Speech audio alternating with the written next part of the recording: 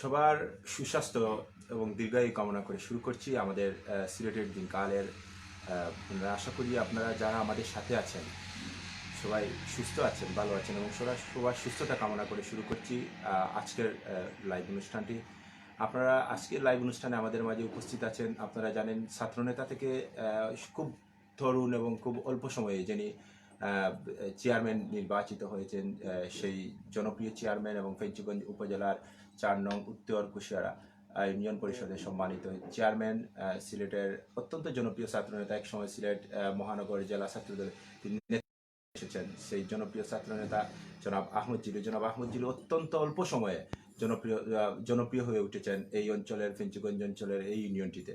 আমরা কথা বলবো জনাব আহমদ জিলুর সাথে কথা বলবো এবং জানবো তিনি, আমরা দেখেছি আজকে সকালেও ওনার ইউনিয়নে এই অঞ্চলের এই আসনের সিলেট 3 আসনের মাননীয় সংসদ সদস্য, সম্মানিত সংসদ সদস্য জনাব মাহমুদুজ্জামান চৌধুরী এই ইউনিয়নে ত্রাণ সামগ্রী, খাদ্য সামগ্রী বিতরণ করেছেন এবং তিনি সরকার থেকে এবং সরকারি থেকে এবং ব্যক্তিগত পক্ষ থেকে, ওনার পরিবারের পক্ষ থেকে সব ইউনিয়নের প্রত্যেকটি ঘরে ঘরে খাদ্য সামগ্রী পৌঁছে দেওয়ার আপ্রাণ চেষ্টা চালিয়ে যাচ্ছেন। সব মিলিয়ে এই সব বিষয় নিয়ে, সচেতনতামূলক বিষয় নিয়ে এবং এই ত্রাণ সামগ্রীর বিষয়গুলো নিয়ে আমরা কথা বলবো জনাব আহমদ জিলুর সাথে। জনাব আহমদ জিলু, আশা করি আপনি ভালো আছেন।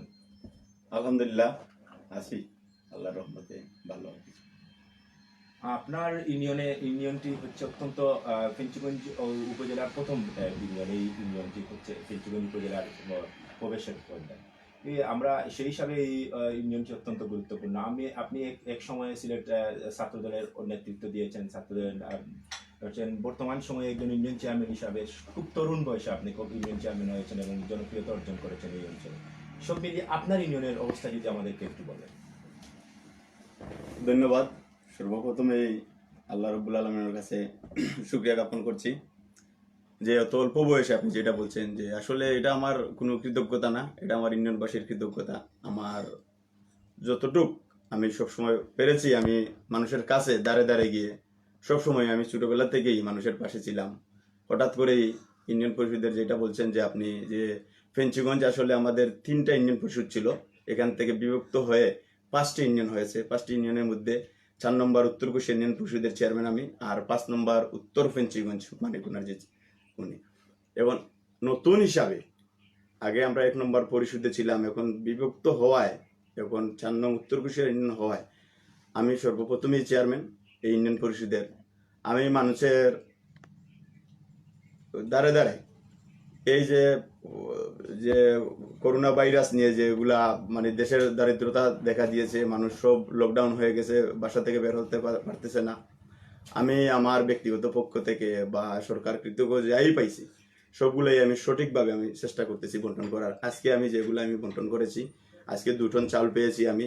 এখানে আমার মাননীয় সংসদ সদস্য জনাব মাহমুদুজ্জামান চৌধুরী সিলেট 3, উনিও এসে এখানে 3 ওয়ার্ডের চাল বিতরণ করে দিয়েছেন। এরপর আমার পরিষদের সদস্যকে নিয়ে আমি 9টি ওয়ার্ডে আমি ত্রাণ সামগ্রী বিতরণ করছি এবং আরও কিছু রয়ে গেছে, এগুলো বাজারে নিয়ে আমরা এখন করব, যেগুলো আছেই।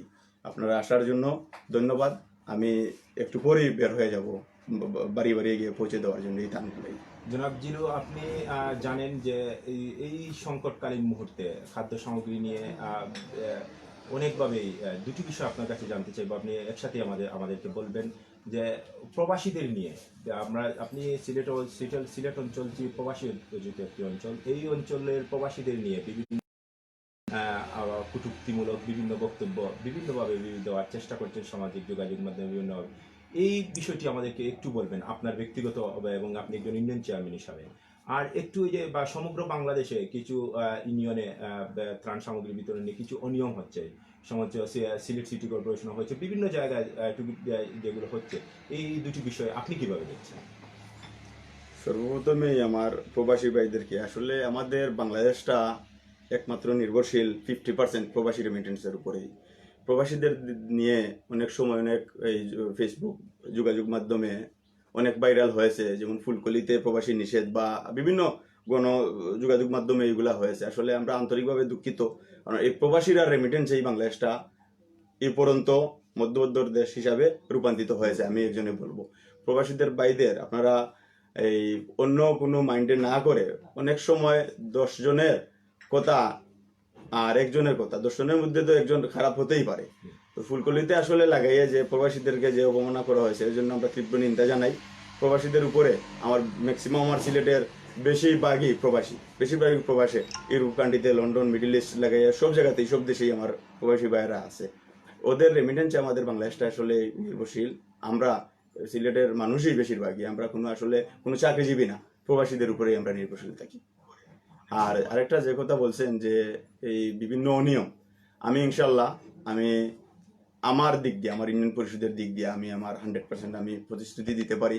আমার ইউনিয়ন পরিষদ দুর্নীতিমুক্ত ইউনিয়ন পরিষদ, আমার এখানে কোনো অনিয়মের কোনো সুযোগ নাই। যেহেতু আমাকে আমার ইউনিয়নবাসী এই বয়সে আমাকে এতটুকু মূল্যায়ন করছে, আমার দেওয়ার ছাড়া ওদেরকে, আমার ইউনিয়নবাসীকে আমার নেওয়ার কোনো কিছুই নাই। আর বিভিন্ন বাংলাদেশে যত ইউনিয়ন পরিষদ আছে গোটা কয়টাতেও নিয়ম কিছু থাকতে পারে। আমি ইউনিয়ন পরিষদের চেয়ারম্যান হিসাবে আমি আরো বিভিন্ন ইউনিয়ন পরিষদের চেয়ারম্যানগুলোর কাছে আপনাদের মাধ্যমে বিনীতভাবে অনুরোধ করছি, যাই অনিয়ম হয়েছে অতটুকু স্টপ থাক। এখন দেশের এই দুর্ভোগ কালে যাতে আগামী সরকার থাকি যেই ত্রাণ আসুক সঠিকভাবে বন্টন করার, গরিবর যে হকটা আছে, আপনার আমি এই মানুষের বুটে নির্বাচিত হয়ে আসছি, মানুষকে অনেক কমিটমেন্ট দিয়ে আসছি, কিন্তু আসলেই যে কমিটমেন্টগুলো দিয়ে আসছি এর 100 ভাগের মাঝে 5 ভাগও আমরা এই ওদের কমিটমেন্ট আমরা ফিল আপ করতে পারি না। যেগুলাই আমরা পাই, আমার ইউনিয়ন পরিষদে এই দুর্ভোগের সময় আমি 7.5 টন, টোটালি 7.5 টন আমি চাল পেয়েছি। 7.5 টনের মধ্যে আমি ওই 10 কেজি করে আমি দিয়ে দিছি, বন্টন করছি আর কি। এখানে তো আমার মাননীয় সংসদ সদস্য উপস্থিত ছিলেন।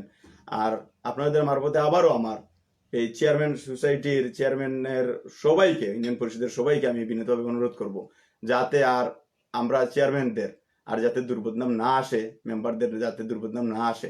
কারণ এই চেয়ারম্যানের এমন একটা মরসি সম্পত্তি হয়ে গেছে যে চেয়ারম্যান কেউ চুরি করুক আর না করুক, সবাই বলে চেয়ারম্যান হয়ে গেলে, মেম্বার হয়ে গেলে যে চেয়ারম্যান চাল চুর গম চুর। আসলে আপনাদের মাধ্যমে পাবলিককে বলতে চাই, আসলে সবাই কিন্তু এক কাতারের না, কিছু নিয়ম থাকবে। আমরা মধ্যবিত্ত দেশ, আমরা আসলেই কিছু দুর্নীতি, সবগুলোইতেই আমরা দুর্নীতি থাকে। এর জন্যই আমি বিনীতভাবে অনুরোধ করব চেয়ারম্যান মেম্বারদেরকে, আপনারা স্বচ্ছতায় ফিরে আসুন, মানুষের এই দুর্দিনে আপনারা কাছে থাকুন। ওদের জন্যই তো আপনারা চেয়ারম্যান, আপনারা মেম্বার। এটাই আপনার ইউনিয়নবাসীর উদ্দেশ্যে যদি আপনার কিছু বলার থাকে। আমার ইউনিয়নবাসীর উদ্দেশ্যে আমার বলা এটাই, ওরা যা দিয়েছে আমাকে, আমার ওদের দেওয়ার ছাড়া নেওয়ার নাই। যতই দুর্ভোগ আসুক আমি ওদের পাশে থাকবো। আমার মরণেরও তক্ক আমি করব না। আমি যতই আমার ফ্যামিলিরও, আমার ফ্যামিলিদেরকেও আমি বলে দিয়ে দিছি যে আমি অন্তত পক্ষে এই দুর্দিনে আমি মানুষের পাশে থাকবো। আমি কত কমিটমেন্ট দিয়েছি, এই কমিটমেন্ট আমার কথার কাজে আমার মিল রাখতেই হবে। আমি ইনশাল্লাহ মানুষের পাশে থাকবো। আমার ইউনিয়নবাসীকে আমি এইভাবেও বলছি যে যার ঘরে যদি কোনো খানি থাকে না, ইনশাল্লাহ আমাকে ফোন দিবেন, আমি সব সময় আপনাদের পাশে আছি। আমি চেষ্টা করব আমি আপনাদেরকে এই খানিটা নিয়ে পৌঁছে দেওয়ার, সরকার থেকে হোক আর আমার ব্যক্তিগতভাবে পক্ষ থেকে হোক বা আমার ফ্যামিলির পক্ষ থেকে হোক, আমি সব সময় আপনাদের সহযোগিতায় আপনাদের পাশেই থাকবো। আপনাদের সহযোগিতা একান্ত আমার কাম্য আমার ইউনিয়নবাসীর কাছে। ধন্যবাদ জানাচ্ছি জনাব আহমদ জিলুকে, আমাদের অত্যন্ত ব্যস্ততার মধ্যে দিয়েও আমাদেরকে সময় দেওয়ার জন্য। সর্বোপরি সবাইকে আমরা বারবারই বলে আসছি, সরকারের সকল আদেশ নির্দেশ মেনে চলুন, নিজে করে থাকুন, নিজে অন্যকে করে থাকতে উদ্বুদ্ধ করুন। সরকারের প্রতি সর্বশেষ সচেতনতামূলক নিয়ে আমাদেরকে চেয়ারম্যান সাহেব কিছু বলবেন। আমি আমার মাননীয় প্রধানমন্ত্রীর কাছে আমার আকুল আবেদন, আমি একজন ইউনিয়ন পরিষদের চেয়ারম্যান হিসাবে দেশের এই দুর্নিয়মে আপনি যেভাবে ভর্তুকি দিচ্ছেন, দেশের ত্রাণ বিতরণ করতেছেন, সঠিকভাবে এগুলা হচ্ছে বা হচ্ছে না, এগুলা সোশ্যাল মিডিয়াতে আসতেছে। আমি আপনাদের মাধ্যমে দেশবাসীকে আর দেশের প্রাইম মিনিস্টারকে আমি এটাই জানিয়ে দিতে চাই যে জনগণের যেগুলা ভর্তুকি দিচ্ছেন, যে পেঁয়াজের দাম যদি 65 টাকা হয়, 50 টাকা হয়, আপনি এই ক্লান্তির সময়ে ফিক্সড করে যদি 20 টাকা করতে পারেন, অন্তত পক্ষে এই ভর্তুকিটা ওইদিকে দেন, ঘাটতিটা ওইদিকে দিলে ফিক্সড করে যদি আপনারা কয়টা চাল, ডাল, এই আদা, রসুন, নিত্য প্রয়োজনীয় যে খাবারগুলো আছে এগুলো যদি একটা সরকারি একটা আদেশ দিয়ে প্রজ্ঞাপন জারি করে যদি দেন, তাইলে গ্রাম অঞ্চলে সব বাজার হাটে যদি এগুলা যদি ঠাঙ্গাইয়ে এগুলা যদি দেওয়া যায়, তাইলে মনে হলে আমরা জনগণ এগুলোর থেকে অনেক মুক্ত হবে, দুর্নীতি অনেক কমে যাবে। এটাই আমার আকুল আবেদন। ধন্যবাদ জানাচ্ছি জনাব আহমদ জিলুকে।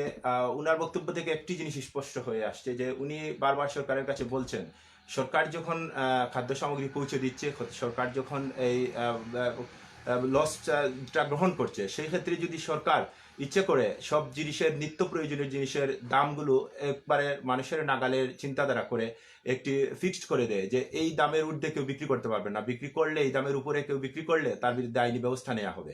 এরকম যদি কিছু করা হয় তা সাধারণত মানুষ অনেকেই আছে যে যারা মধ্যবিত্ত পরিবার আছে তারা অন্যের কাছে হাত পাততে হবে না, তারা এই নিজের অর্থেই চলাফেরা করতে হবে। মধ্যবিত্তদের জন্য সাধারণত এই বিষয়টি ভালো হবে বলে উনি মনে করেন চেয়ারম্যান হিসাবে। তো উনি আহ্বান জানিয়েছেন সরকারের ঊর্ধ্বতন মহলের কাছে যে এই বিষয়টি একটু গুরুত্ব দেওয়ার জন্য। আপনাদের সবাইকে আমাদের সঙ্গে থাকার জন্য এবং আবারও ধন্যবাদ জানাচ্ছি এবং কৃতজ্ঞতা প্রকাশ করছি আপনাদের সবাই করছি এবং আশা করছি আগামী দিনে আমাদের সঙ্গে থাকবেন। সবাই ভালো থাকেন, সুস্থ থাকেন, নিরাপদ থাকেন, এই প্রত্যাশা ব্যক্ত করে এখানেই শেষ করছি। খুদা হাফেজ, আসসালামু আলাইকুম।